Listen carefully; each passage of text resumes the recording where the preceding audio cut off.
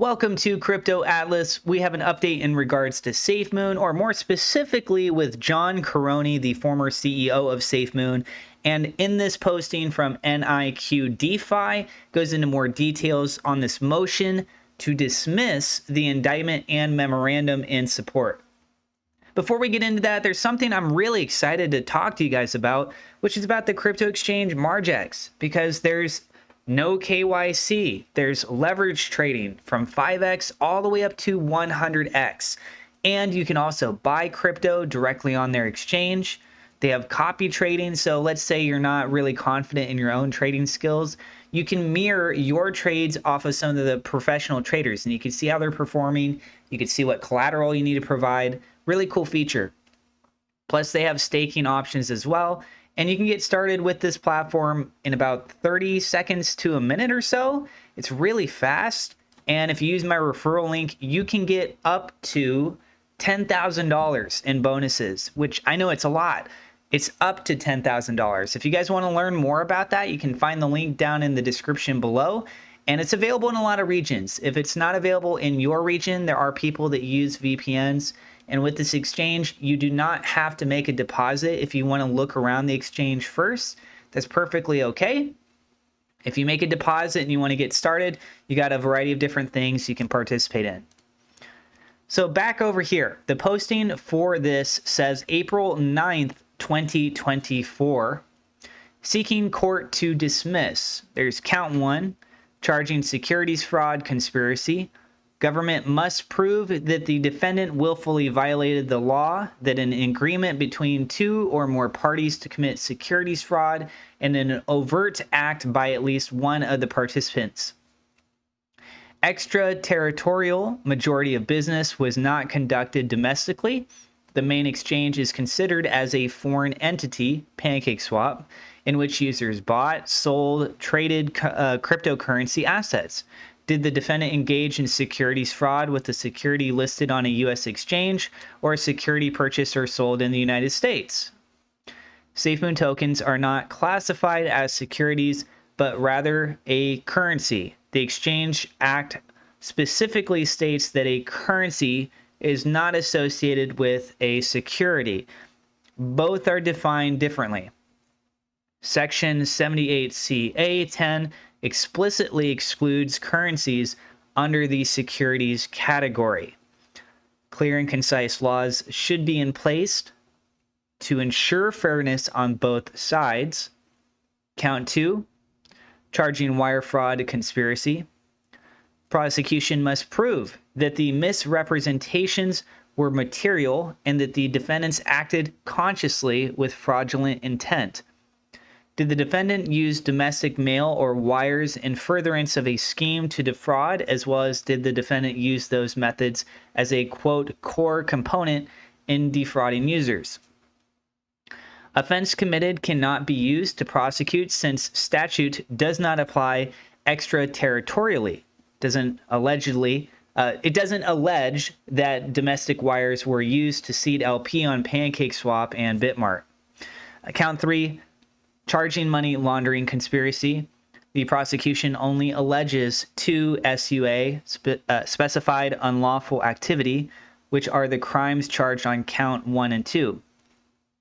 It alleged that the defendants pursue this in order to avoid reporting requirements on domestic coins and currency transactions. Since defendants seek dismissal for count 1 and 2, the same should follow for 3. So these are the arguments being presented in regards to trying to have this indictment be dismissed, and the memorandum in support for John Caroni, again, the former CEO of SafeMoon. These are not statements that are saying, oh, it's being dismissed for these reasons. These are the arguments being presented. I really want to stress that to you guys. So this is from John Caroni's side trying to defend himself. There's going to be a response to this, and then we'll see how things continue moving forward from there. But again, I really want to stress to you, just because these things are being said does not mean like, oh, the case is done, there you go.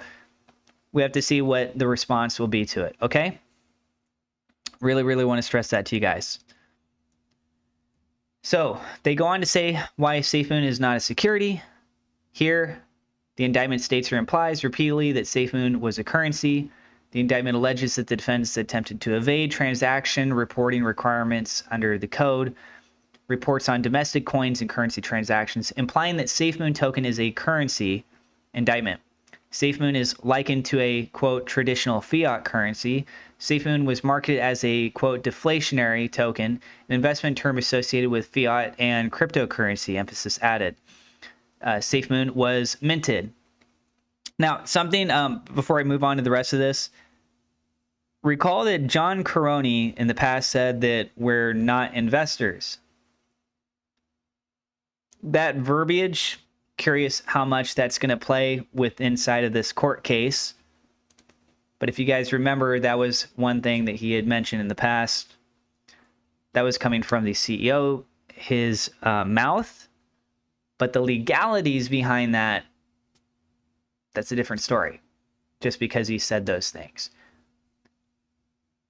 SafeMoon was a token. SafeMoon's emphasis on supplying liquidity whereby, quote, holders of that token can trade it without significantly affecting the token market price is virtually identical to the concept of foreign exchange market liquidity measured by a trader's ability to swap currencies without affecting exchange's rate. SafeMoon was listed on a centralized cryptocurrency exchange called the, quote, Bitmark Cryptocurrency Exchange. Notably, unlike in the Securities Act, the Exchange Act explicitly excludes currency from the relevant definition. Quote, security shall not include currency.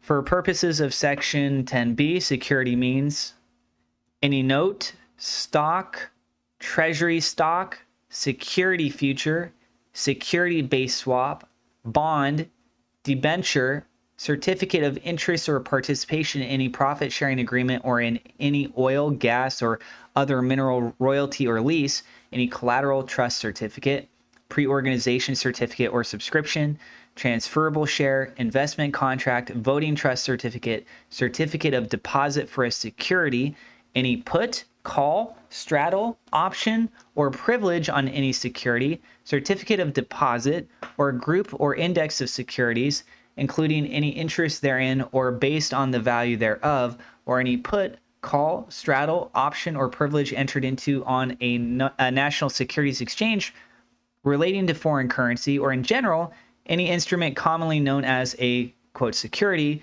or any certificate of interest or participation in, temporary or interim, certificate for, receipt for, or warrant or right to subscribe to or purchase any of the foregoing, but shall not include currency or any note, draft, bill, or exchange, or banker's acceptance which has a maturity at the time of issuance of not exceeding 9 months, exclusive of days of grace, or any renewal thereof, the maturity of which is likewise limited. So there you go. Let me know what you guys think about this down in the comments below. Do you think that this is going to change things in the case dramatically? Do you think it'll change subtly some elements to it? There are 3 different counts being mentioned here. Count 1, count 2, count 3. Do you think any one of those, all of them, etc., are going to be gone because of this? Or do you think that John Caroni's in super hot water and this is kind of like a Hail Mary that he's trying to throw out there, and in the end, this is going to rule against him? He's still going to be found guilty, and we're also going to see the total, complete demise of SafeMoon as what it's being labeled as, essentially a security here. And do you think that's also going to have an impact on a lot of other currencies, cryptocurrencies, I should say, that are out there? I want your opinion. So you guys share what you think about this down in the comments below. That's what I got for you in this video. So again, I have my referral link for Margex. If you're bored, you got some time, or if you're really curious about this, go ahead, check it out. Like I said, it only takes 30 seconds to a minute to make an account. You can check out the platform, and if you like what you see, feel free to jump on it. I've talked about it now for quite a while, and there's a lot of people that do use this exchange. You can also check out HG Access. If you guys want to join in on this, you can find out a little bit more details of what's being provided here. You can pause the video if you want to check that out. There currently is 2,151 members in this group. So it's got quite a few people that are participating with this. You can find a link to join through Patreon. That is a really good group for people that are serious about crypto trades. Thank you so much to my personal Patreon supporters. Double shout out thank you to Victor Vegas, Worlza Rizvi for being higher level patrons, and thank you to my YouTube members for your support as well. God bless. We'll see you in the next episode.